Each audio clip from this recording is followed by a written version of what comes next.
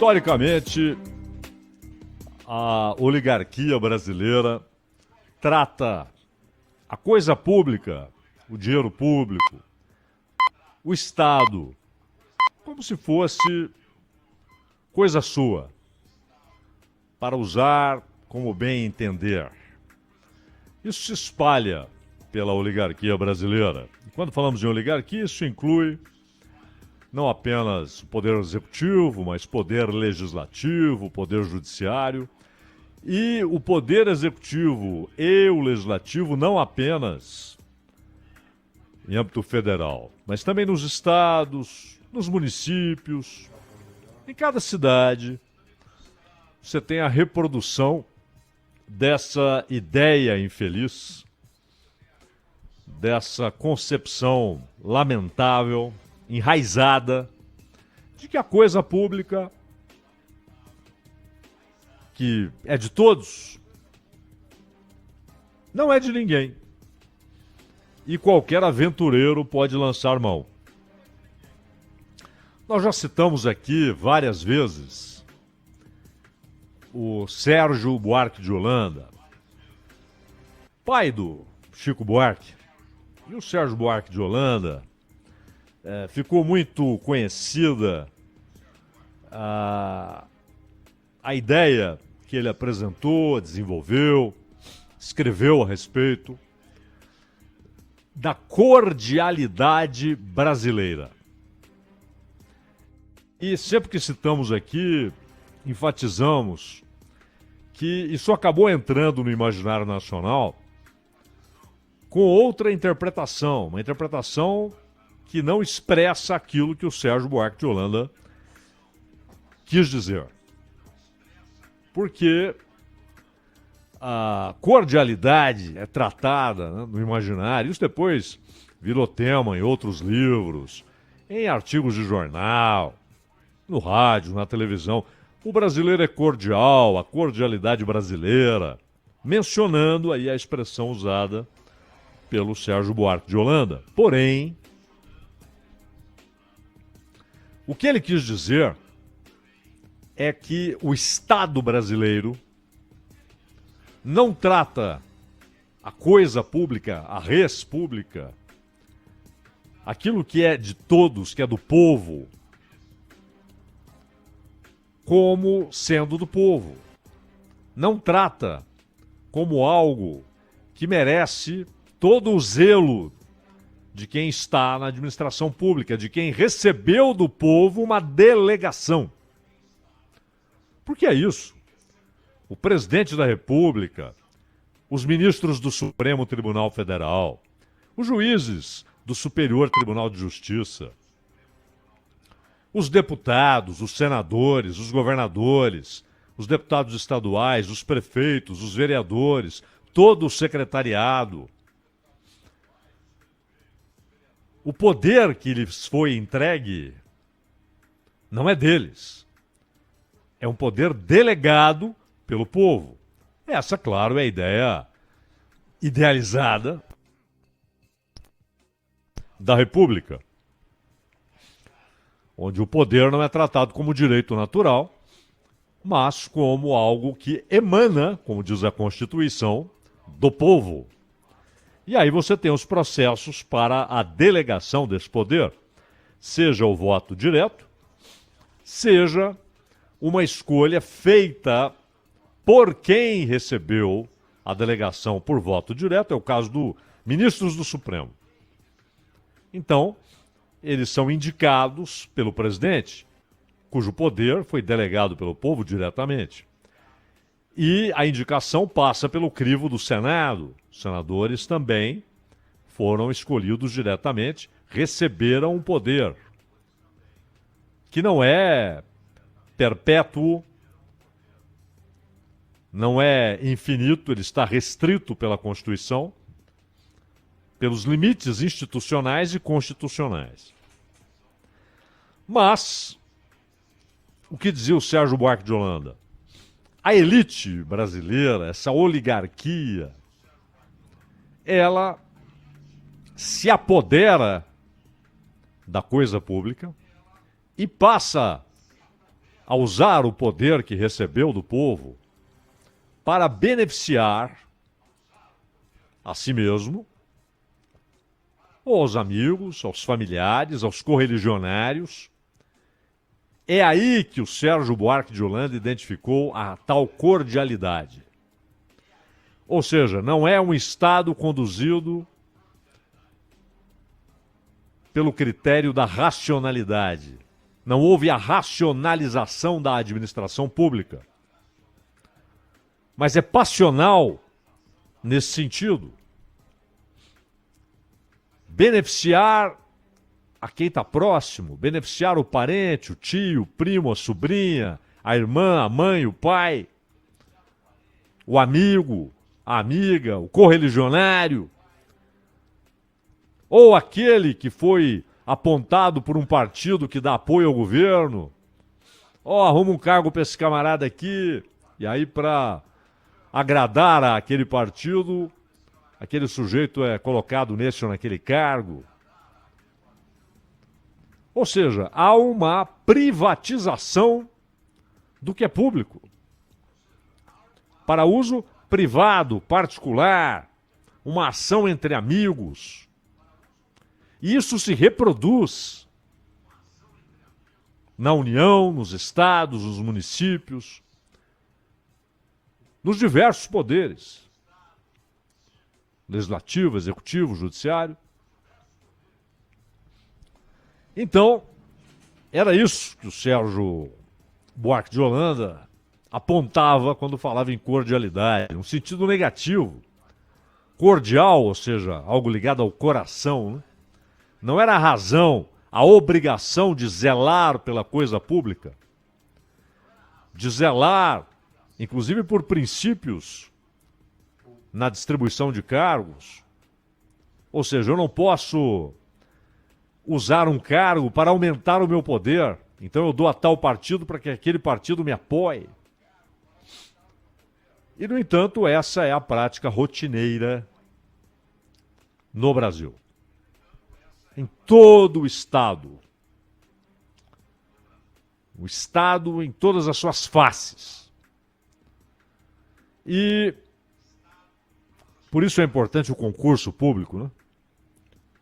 Por isso é importante o concurso público honesto, que o sujeito vai lá, demonstra capacidade para passar por aqueles crivos que são colocados no concurso, na prova do concurso.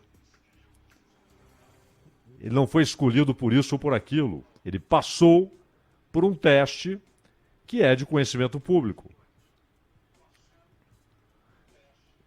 É preciso valorizar o concursado. Agora, há algumas instituições que se tornam mais facilmente utilizáveis nesse sistema de cordialidade. Vejam o caso do Tribunal de Contas da União e os tribunais de contas dos estados, que são indicações. Então, um exemplo agora foi noticiado na BBC Brasil e também na Folha de São Paulo. A senhora Aline Peixoto desponta como favorita para assumir o cargo de conselheira do Tribunal de Contas dos municípios da Bahia. Há uma vaga como conselheira no Tribunal de Contas dos municípios da Bahia. E ela tem o apoio de seu marido, que é simplesmente o ministro-chefe da Casa Civil, Rui Costa. A escolha deve acontecer agora em março, na Assembleia Legislativa Baiana. O Rui Costa foi governador por 2 mandatos, foi até o ano passado governador, agora é ministro. O sucessor dele é seu aliado, foi apoiado por ele, o Jerônimo Rodrigues, também do PT. E, claro, também tem influência na casa. E aqui não se trata disso ou daquilo, se tem competência, se não tem competência. Mas a situação constrangedora, ruim, inclusive para os deputados, porque se a escolha for confirmada, o Rui Costa será o quarto ministro do governo a ter sua esposa como conselheira de um tribunal de contas. E é bom lembrar que essas instituições têm como função fiscalizar se a grana pública, se o dinheiro público, se o que é do povo está sendo bem tratado, bem empregado, ou seja, empregado para beneficiar o povo, que é o dono daquela grana, que deixou aquela grana, aquele dinheiro, nos cofres do Estado, em forma de tributos, vários, em forma de impostos, taxas, contribuições compulsórias. Né? E o acordo social é esse: esse dinheiro tem de voltar para a sociedade em forma de serviços públicos. E quem, além do próprio Congresso, que tem a finalidade, no caso da União, e das assembleias legislativas, que também têm essa obrigação nos estados, e as câmaras municipais, que têm essa obrigação nos municípios, os tribunais de contas, o nome já diz, também têm como atribuição primordial essa fiscalização. O dinheiro está sendo bem usado?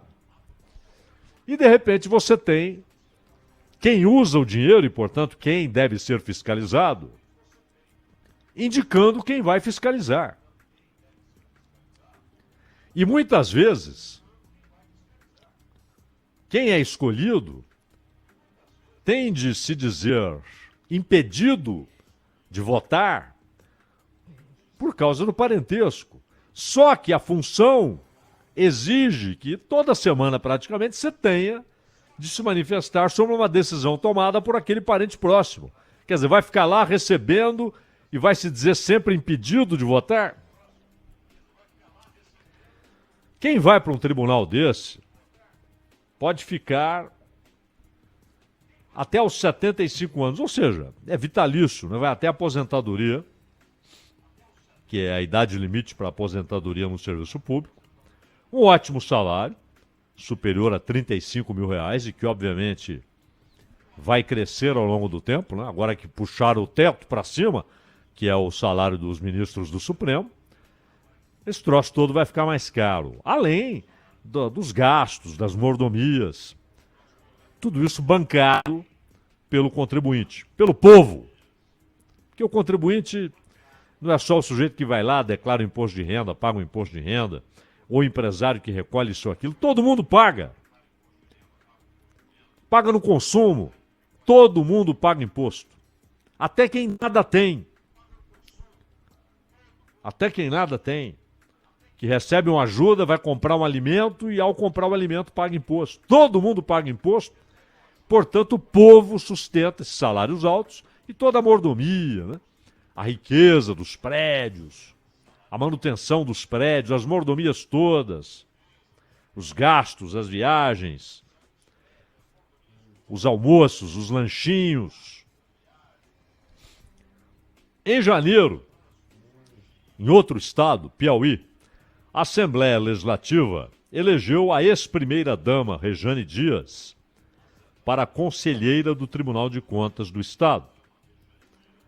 Ela é esposa do Wellington Dias, atual ministro do Desenvolvimento Social e que governou o Piauí até março de 2022, quando se desincompatibilizou para ser candidato ao Senado, tal, ganhou, mas virou ministro. Também o Renan Filho, Renanzinho, que é ministro dos Transportes, filho do Renan Calheiros. A Renata Calheiros foi eleita pelos deputados estaduais de Alagoas para o TSE em dezembro. Ele que governou Alagoas, o Renanzinho, até abril. Aí saiu para ser candidato ao Senado, foi eleito. Mas ele se licenciou para ser ministro. não é? Aliás, deveria haver no Brasil a seguinte regra básica. Isso tem de constar numa reforma política. Foi eleito para deputado, senador, deputado estadual, vereador, cargo legislativo. Saiu do cargo legislativo para ir para o executivo, para ser secretário, para ser ministro, perde a cadeira no legislativo. E não tem essa de suplente, não. Tem de ser outra eleição para aquela cadeira. Para o povo saber quem está escolhendo. Isso é o básico. Mas fica lá, o cara, ele é senador, volta quando quiser, mas aí sai, vai ser ministro. Quando precisa de voto no Senado, ele é exonerado, vai lá, vota, volta a ser ministro. Então o sujeito tem um pé em cada poder. É lamentável. E era governador e a Assembleia, que tinha maioria favorável ao Renanzinho, Renan Filho, escolheu a Renata Calheiros para ser integrante do Tribunal de Contas do Estado. Já Marília Góes, esposa do Valdez Góes, que é o ministro do Desenvolvimento Regional, se tornou conselheira do Tribunal de Contas do Amapá em fevereiro de 22, quando o Valdez Góes ainda era governador. Olha só, o cara ainda era governador e a Assembleia aprovou a esposa dele para o Tribunal de Contas. A indicação chegou a ser suspensa pelo Judiciário, porque disseram isso é nepotismo, o cara indica. E como é que ela vai votar ali um assunto que interessa ao governo do Estado? Ela vai ter de se dizer impedida. Só que o Tribunal de Contas do Estado é basicamente para isso. Então como é que ela vai trabalhar? Ah, mas depois o sujeito se desincompatibilizou para se candidatar a isso ou aquilo. Não importa. Se ele conseguiu eleger um aliado, um sucessor, a sua influência continua sobre onde ele não deve ter influência, que é o Tribunal de Contas. Então, as três nomeadas, por integrarem tribunais responsáveis pelas contas dos governos estaduais, ficam impedidas exatamente de executar uma das principais funções dos conselheiros. E na Bahia, onde está essa disputa em curso aí, o líder da oposição, o deputado Alan Sanches, do União Brasil, classificou de imoral a tentativa de eleger a esposa do Rui Costa. E o partido lançou um candidato, o deputado estadual Tom Araújo, para disputar a vaga. E o Sanches disse que não tem nada contra a ex-primeira-dama, nem questiona a capacidade e tal, mas é o elemento constrangedor que está nessa situação. Essa situação é portadora de uma inconveniência, de um constrangimento. A indicação, ela entra ali na cordialidade citada pelo Sérgio Buarque de Holanda. Se a Assembleia é majoritariamente pró-governo, vai acatar, vai aprovar. Quer dizer, uma escolha política. Uma escolha feita ali em acordos que ficam ali dentro da oligarquia política.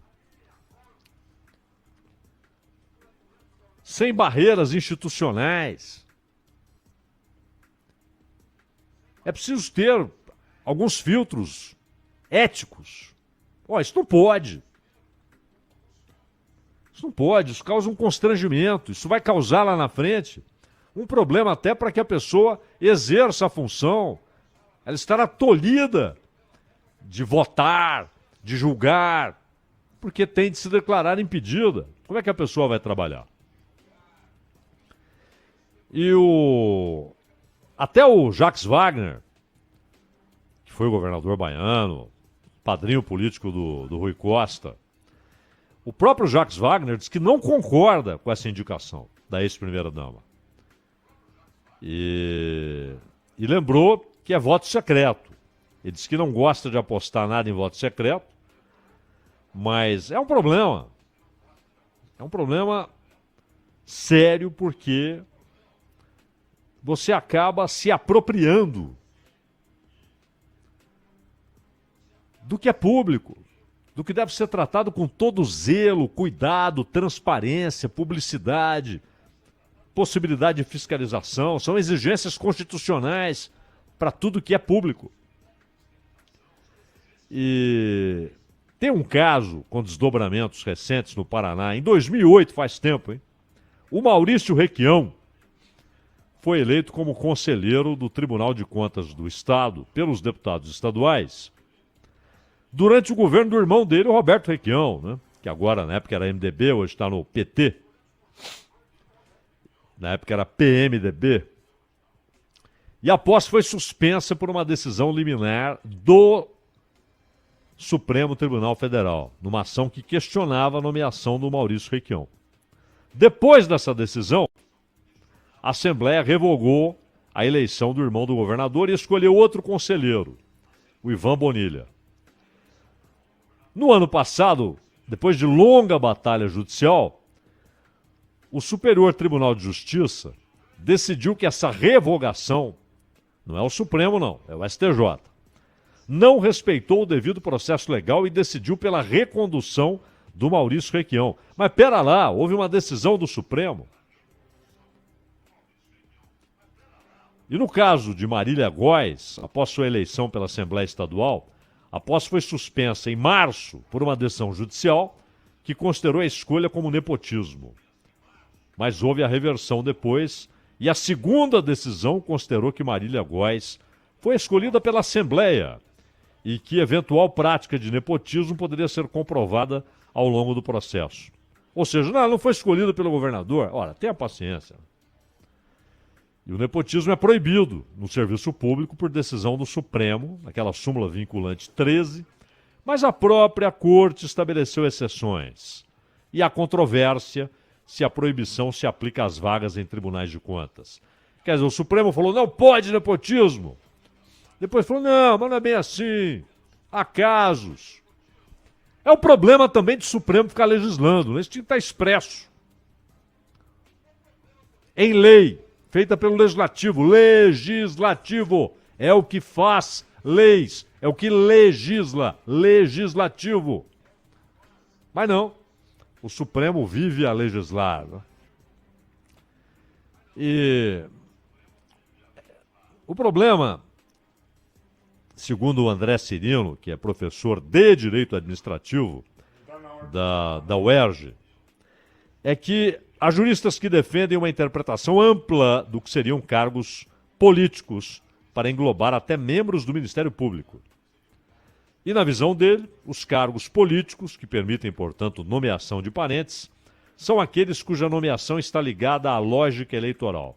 Então ele avalia que cargos de conselheiros e ministros de Tribunal de Contas podem ser considerados políticos, assim como a nomeação de ministros do Supremo é política.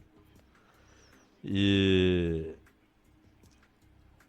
o Supremo vai decidir alguma coisa? Talvez.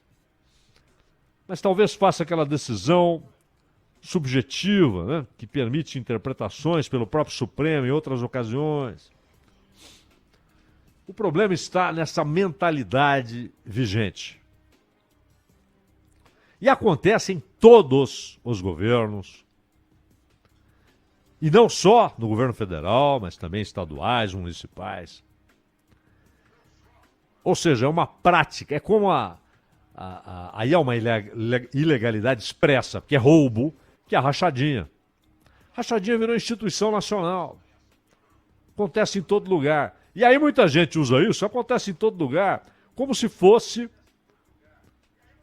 uma expiação e, portanto, está resolvido. Não, não está resolvido. A rachadinha é um roubo de dinheiro público e tem de ser tratada como tal. E esse caso aqui é um claro nepotismo e tem de ser tratado como tal, nepotismo. Mas o próprio Supremo, ao abrir ali, não, há exceções e tal. Porque não é um cargo de confiança do executivo. Não é assim, olha, é o seguinte, é meu sobrinho aqui, é minha sobrinha, minha tia, mas tem uma competência extraordinária, eu confio, a pessoa em quem eu confio. Aí você pode dizer, pô, é para trabalhar ali diretamente com o governador, com o prefeito, com o presidente. Mas num tribunal de contas, ou seja, colocar alguém cujo trabalho será fiscalizar o governo, não dá. Além do que, esses tribunais, muitas vezes, viram premiações, não é? Sujeito que não foi eleito, ou que está cansado da vida no legislativo, que é um troço mais sossegado, mais garantido, mais estável, não precisa passar por eleição, pode ir até aos 75 anos. E muitas vezes é um prêmio, não, vai lá para o tribunal. E daqui a 3 meses está lá o sujeito julgando algo, julgando uma ação ou uma omissão de quem disse, não, vai lá para o tribunal, vou te indicar. Não pode funcionar, né? Não é normal. Não é normal. Ah, mas depois vem alguém da oposição, sim, e aí ele vai tratar como oposicionista? Ele vai ser mais rígido nos julgamentos, na avaliação? Ou seja, as premissas estão erradas. E a causa é exatamente o fato de que o que é público, o que é do povo, foi indevidamente tomado pela oligarquia brasileira. Ronald, meu